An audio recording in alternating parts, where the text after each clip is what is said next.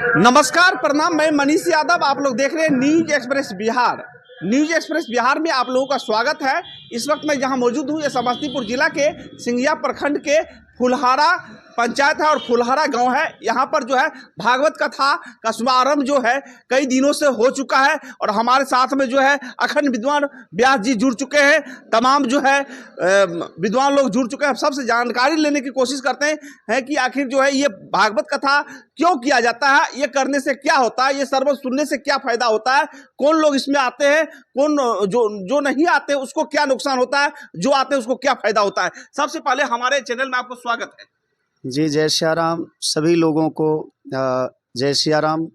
आप अपना परिचय बता दीजिए। मेरा नाम श्रवण दास जी है और मैं पचाढ़ी पीठाधीश्वर अनंत श्री विभूषित श्री श्री 108 श्री मौनी बाबा का कृपा पात्र शिष्य हूँ।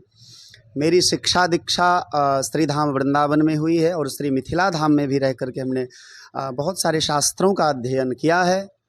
यही हमारा संक्षिप्त परिचय है। और अभी अभी आपने जो कहा कि भागवत धर्म जो है, भागवत कथा जो है क्यों की जाती है, तो भागवत ही एक ऐसा जरिया है जिस स्थान पर आकर के, जहाँ जिस सत्संग पंडाल में आकर के सभी लोगों का, सभी धर्मों के लोगों का एकीकरण किया जा सकता है। सत्संग ही एक ऐसा माध्यम है जहां बड़े बड़े चैनल वाले, बड़े बड़े लोग, बड़े बड़े नेता, बड़े बड़े पदाधिकारी लोग एकत्रीकरण की बात करते हैं कि समाज को इकट्ठा किया जाए, जातिवादों में ना बांटा जाए। तो केवल और केवल सत्संग ही एक ऐसा मंच है जहां सभी जातियों के, सभी धर्मों का सम्मान होता है। और हम लोग सनातन धर्मी हैं, तो सनातन धर्म सिखाता ही हमको यह है कि हम सब एक है, हम सब ईश्वर के संतान हैं। इसीलिए भागवत धर्म की अधिक आवश्यकता है समाज में, और उसी बात को हम लोग उद्देश्य में रख करके, हृदय में रख करके गांव-गांव में, समाज में हर वर्ग के लोगों को इससे जोड़ते हैं, जिससे कि हमारा समाज एक हो, हमारा सनातन धर्म बचे। यही हमारा मूल उद्देश्य है जी। एक बहुत बड़ी सवाल है कि जिस जगह अगर भागवत कथा हो वहाँ पे अगर उस गाँव के व्यक्ति नहीं पहुँच पाते, कुछ लोग, और कुछ लोग पहुँच पाते हैं, मतलब सभी का मन में ये रहता है कि मैं जाऊं तो क्यों जाऊं, हमें जाने से वहां क्या फायदा होगा। किसी का मतलब ये रहता है कि नहीं, मैं जाऊंगा तो मैं वहां कुछ पाऊंगा। इस पर आपका क्या? देखिए, सबसे पहली बात, भागवत की कथा जो होती है या राम कथा होती है या कोई भी कथा होती है, दो प्रकार की कथा होती है। एक जो पर्सनल कोई खास व्यक्ति गांव में, किसी समाज में, किसी वर्ग के लोग कराते हैं, और एक होता है जिसमें समाज के हर एक वर्ग लोग जुड़ करके किसी सार्वजनिक स्थान पर या किसी ऐसे स्थान पर करते हैं जहां सब आ सकते हैं।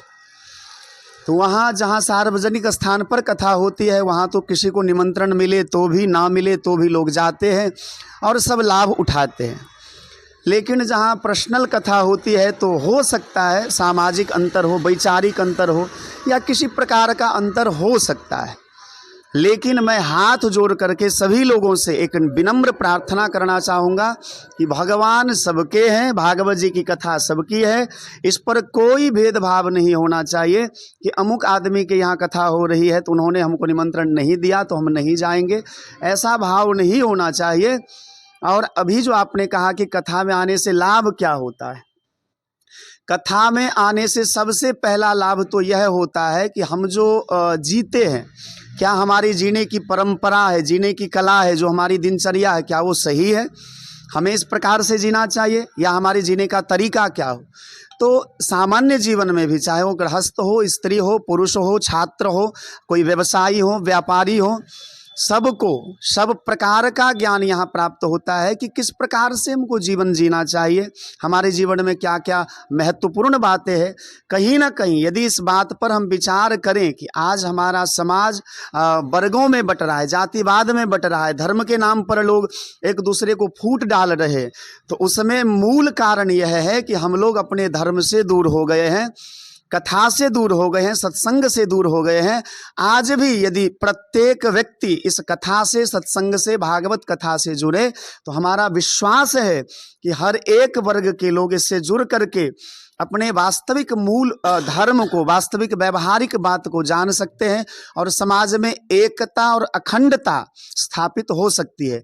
इसीलिए कथा में सबको आना चाहिए और सबसे बड़ा लाभ तो यही होता है कि जीवन जीने की कला यहाँ सिखाई जाती है और नहीं आने से आपने जो कहा कि हानि क्या होती है, तो इससे बड़ी हानि क्या होगी कि हमारे गांव हमारे समाज में कथा हो रही है और हम अभागे हैं। निश्चित रूप से ये कहने में कोई कष्ट का बात नहीं है कि हम यदि नहीं जाते हैं तो हमसे बड़ा अभागा कौन होगा।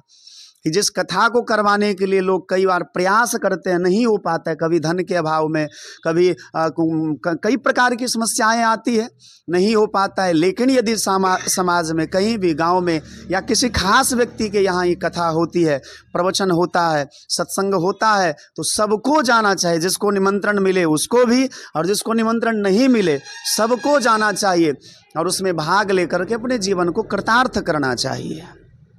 जी, इनमें किनकी चर्चाएं जो भागवत में सबसे ज्यादा की गई है? भागवत में मूल रूप से भगवान के प्रति जीव का कर्तव्य क्या है, जीव को क्या करना चाहिए, ये मानव शरीर जो मिला है हमको क्यों मिला है, इसकी विशेष चर्चा है। और सामाजिक जो व्यवहारिक कार्य है, सामाजिक कार्य है, पारिवारिक जो बातें हैं, जीवन की एक भी ऐसी समस्या नहीं है, एक भी ऐसा प्रश्न नहीं है जिसका समाधान आपको भागवत जी के कथा में नहीं प्राप्त होगा। इसीलिए जिनको जिस प्रकार का प्रश्न हो, जिस प्रकार की समस्या हो, हर एक समस्याओं का, हर एक प्रश्नों का समाधान इस सत्संग में, कथा में प्राप्त होता है। हम तो श्री ताराकांत चौधरी जी को बहुत बहुत धन्यवाद देना चाहेंगे, और केवल उनको नहीं, उनके समस्त परिवार को, उनके दोनों पुत्र हैं, उनके पौत्र हैं, उनकी पत्नी है, पुतोहू है, और साथ ही साथ इस समाज के हर एक वर्ग को, हर एक लोगों को, हर एक माताएं बहनों को, हर एक भाई बंधुओं बुजुर्गों को, हर एक तबका के लोगों को हम धन्यवाद देना चाहेंगे कि आप सब ने मिल करके, क्योंकि एक किसी व्यक्ति के चाहने से सत्संग पूरा नहीं होता, कथा पूरा नहीं होता। तारा बाबू ने इच्छा करी, बाजा वाला ने अपना काम किया, टेंट वाला ने अपना काम किया, रसोईया ने अपना काम किया, श्रोता यदि आएंगे ही नहीं तो फिर कथा कैसे होगी। लक्ष्मी नारायण भगवान का चरणारविंद जो है, जिनको भगवान के चरण में प्रेम चाहिए, उनके लिए भी भागवत का आश्रय लेना चाहिए, यही अर्थ है। बाकी सबको जय श्री राम, राधे राधे। आप सब लोग इस धर्म से जुड़िए, और हमारी कथा जो होती है, श्रवणदास जी महाराज हमारा यूट्यूब चैनल है, उस पर भी आप जुड़िए। और केवल हमसे नहीं, हमारे सनातन धर्म के जितने भी धार्मिक चैनल, आप सबसे जुड़िए, अपने धर्म की रक्षा करिए। हम धर्म की रक्षा करेंगे तो ही हमारी रक्षा होगी। जय श्री राम, राधे राधे। बहुत बहुत धन्यवाद व्यास जी। अभी हम जो है श्रवण जो व्यास जी हैं, और ये मिथिला मिलने में बता दूं कि वृंदावन से तो लोग आते हैं, लेकिन कहते हैं वृंदावन वाले हम हैं, लेकिन ये मिथिलांचल से बिलोंग करते हैं, और मिथिलांचल के नाम जो है वृंदावन में जाकर जो है रोशन करते हैं। इसलिए मेरे जितने भी मिथिलांचल वासी जो भी देख रहेंगे मुझे, अभी जो इन्होंने अपना यूट्यूब चैनल का नाम जो बताया है, उनको भी चैनल पर जाकर आप सर्च करिए और जानिए कि भागवत के बारे में जानिए। सनातन धर्म को अगर आपको आगे बढ़ाना है तो भागवत का जो है श्रवण ज्ञान आपको ग्रहण करना ही पड़ेगा। अगर नहीं बढ़ाइएगा तो फिर हिंदू किस बात का। आप कुछ दो शब्द बोलिए। जी, हम यही आग्रह करेंगे, जहाँ रहिए, जिस क्षेत्र में रहिए, सभी जितने भी आपके पेज के माध्यम से देखेंगे अथवा देखते हैं, उनको बहुत बहुत धन्यवाद।